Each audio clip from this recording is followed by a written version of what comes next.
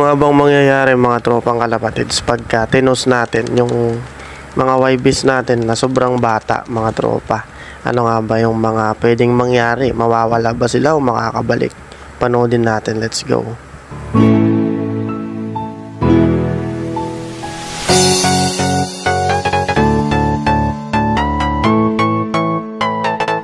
Yo, what is up sa inyo mga tropang kalapatids? Ayan, so for today's video, ito sabay-sabay natin panoodin yung video na sinend ng pinsan ko mga tropa at kung bakit nawalaan tayo ng YB mga tropa. Nalagasan tayo ng isang YB. Tignan natin kung anong ginawa nila. Sabay-sabay natin panoodin.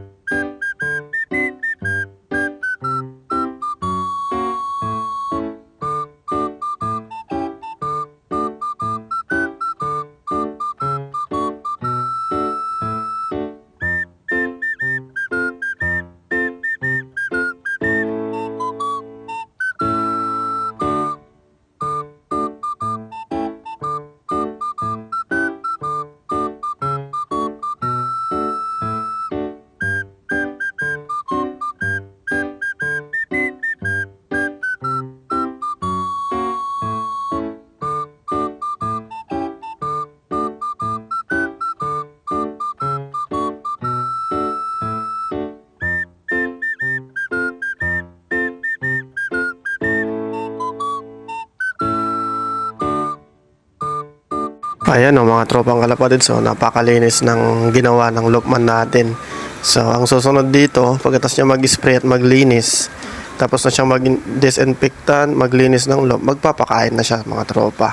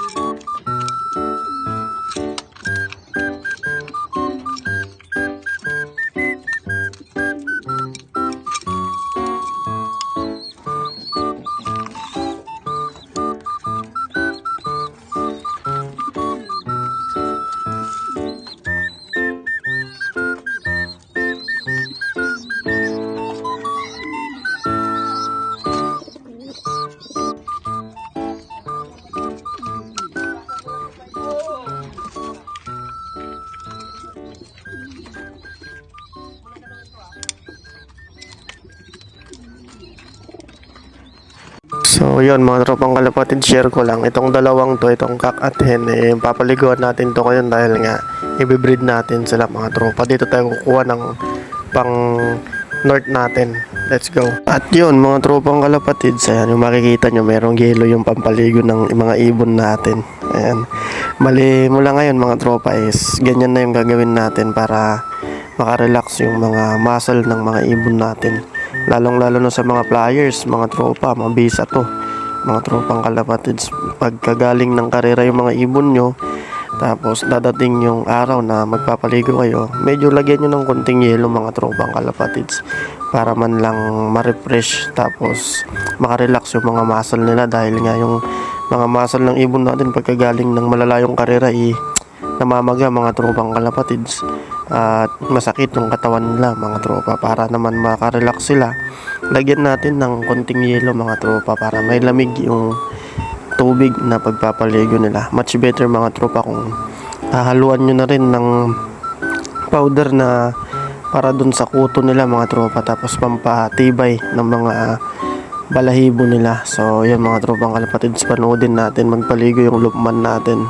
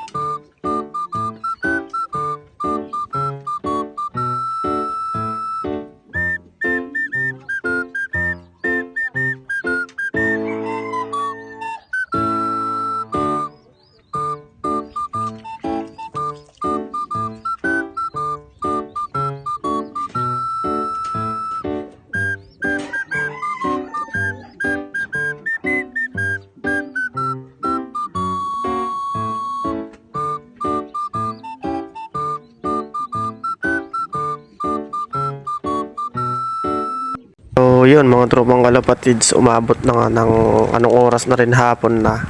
Ito yung ginawa nila mga tropang kalapatids kung bakit nawala yung isang YB natin na summer banded. Pinalipad nila mga tropang kalapatids. Sinabihan ko na sila noon mga tropa na wag na muna ipapalipad, hintayin na munang matapos yung pagmamolds nila, molting mga tropang kalapatids. Sabi ko sa kanila na hintayin muna nilang magpalit ng balahibo yung mga warriors natin bago nila ibitaw ng ibitaw mga tropang kalapatids. Kaso nga lang mukhang nainip yung mga lopman natin. Ayan yung nangyari mga tropang kalapatids, nagwatak-watak sila ng paglipad dahil nga yung mga YBs natin ay hindi pa marunong sa groupings mga tropa. Ayan, merong nauna, may mga nahuli. Tapos ang masama pa dyan mga tropa, marami nag-iibon dito sa barangay namin, dito sa Station District mga tropa, dito sa Rosales. Yon mga tropa, napasabay yung ibang YB natin sa ibang grupo na rumuronda mga tropa, kaya yung iba is natagalan umuwi. Ang maganda pa dito mga tropa, nakauwi na sila. Kaso nga lang ang problema, yung ibang YB natin is sumabay sa ibang grupo. Bali nandun na sila sa palibot ng loop natin, rumuronda na doon. Kaso nga lang napasabay talaga. Sa point na yun mga tropang kalapatid, sabi ng pinsan ko ay yun, nawawala na yung isa, hindi na nakabalik mga tropang kalapatids. Bali sabi ko sa kanya, kung nakinig ka sana sa sinabi ko sa'yo, sa tinuro ko, hindi ka sana mawawalan ng YB. Kasi nga mga tropa, inaalala ko rin yung pagod niya. Tsaka yung sacrifice niya sa pagbe-breed kasi nga siya yung nag-breed ng mga pang-summer natin. Halos lahat ng YB na bago is siya yung nag-breed mga tropa. Kaya sabi ko sa kanya sa susunod, alam mo na yung gagawin mo mga tropang kalapatids. Sabi ko sa kanya. Dahil mahirap mawalan ng YB lalo na kung yung mga kasama mong nag-iibon is hindi naman loyal. Mga tropang kalapatids. Marami kasing boy dagit dyan sa barangay namin. Yan talaga. Maraming boy dagit dyan sa amin sa estasyon mga tropa. Bale, may tiwala kami sa ibon namin. Kaso nga lang sa mga kasama namin nagkakalapati is wala. Oo mga tropa, wala talaga. Kasi nga noon pa man talagang kapag may nadadagit na sila, hindi na nila binabalik mga tropang kalapatids. Aray ko!